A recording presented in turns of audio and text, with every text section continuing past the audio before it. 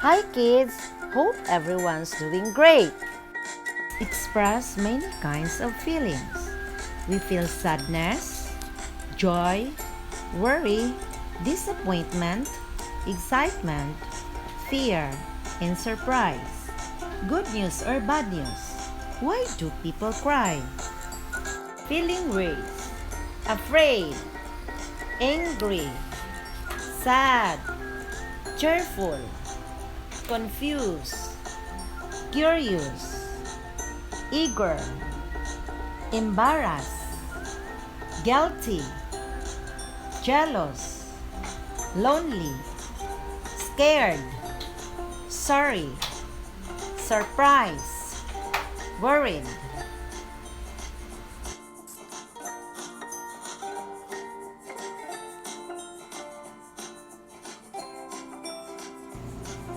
Bye, old home. Hello, new home.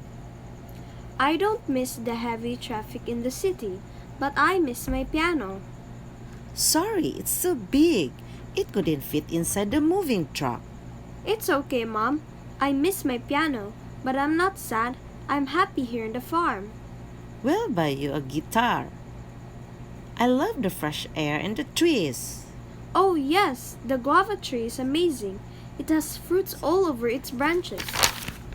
I miss my friends in the city. Do you miss your friends, son? Yes, but I have new friends here. Kurt and Ivan taught me how to make a slingshot. That's nice, and it's good to hear that you have a new set of friends. In our dialogue, what does the boy miss? The boy misses the piano. Next, what does the mother miss? The mother misses her friends. Yes, the mother misses her friends. Next, what does the father love? The father loves fresh air and the trees. Yes, very good. Remembering details while reading helps us understand whatever we are reading. When we read a story, we should remember details about the characters, the setting, and the sequence of the events in the plot. Let's read a story entitled Kiss and Cry. I'm getting late for the tournament, Mom. Bye, she said as she ran out of the hotel. She and her coach got in a hotel car waiting for them. They were taken to the figure skating arena. Diana was a figure skating champion from the Philippines. She was competing in New Zealand for the first time. She was 12 and full of life. Diana's mom, Mrs. Zialcita, is a widow. Diana is her only child. She went to the figure skating arena and watched the competition live. She left the hotel in a taxi.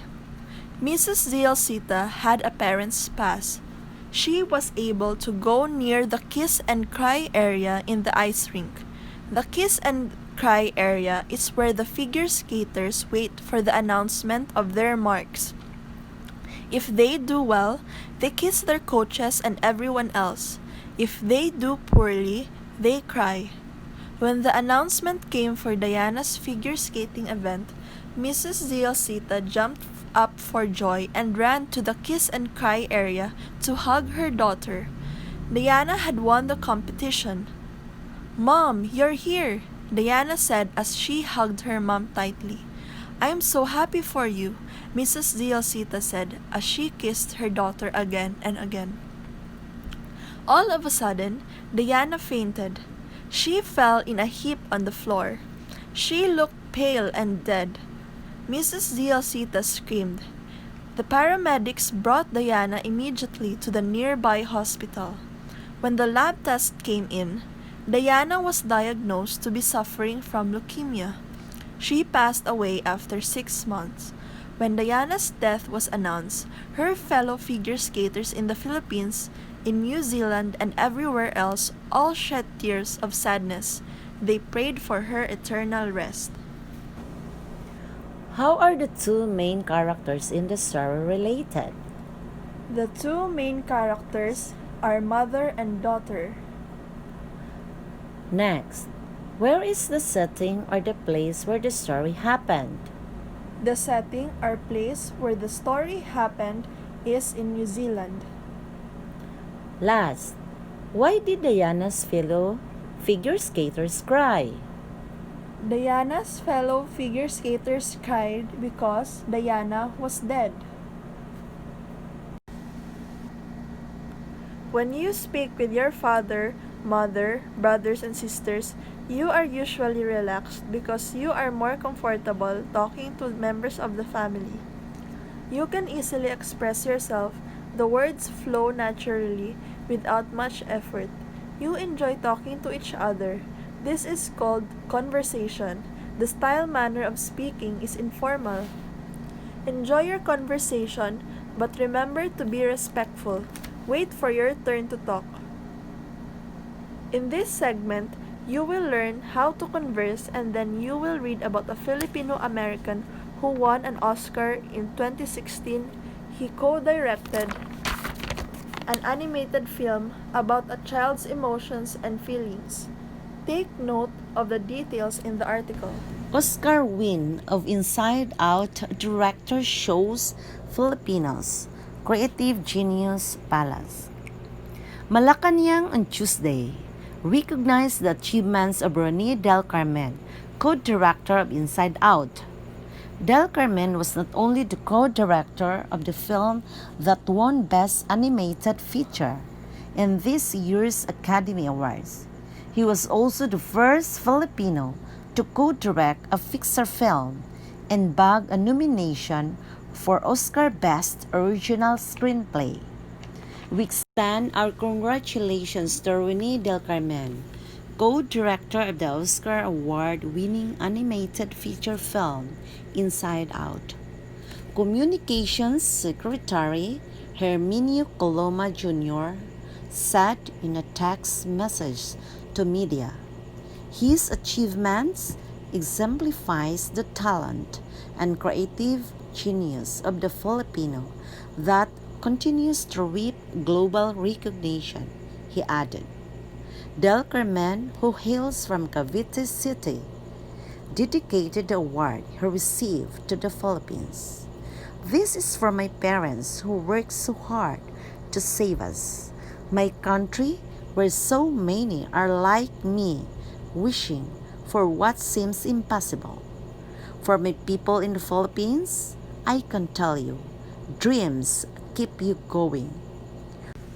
Awards or no awards.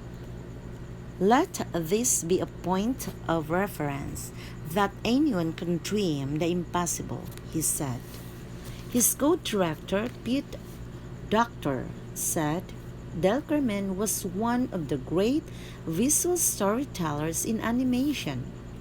Inside Out is an animated film that tackles how people deal with and are affected by different emotions. The story is set the brain of an 11-year-old girl. Won an Oscar as co-director of an animated film. Ronnie Del Carmen. Yes. Number 2.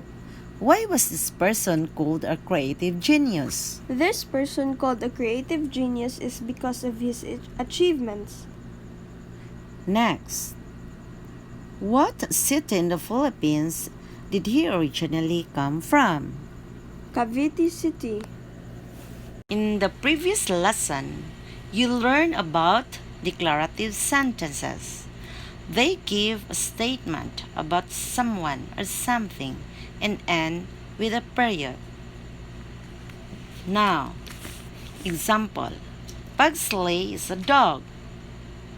This time, you will learn another type of sentence called interrogative sentence. An interrogative sentence asks a question and ends with a question mark. For example, what is the problem, Pugsley?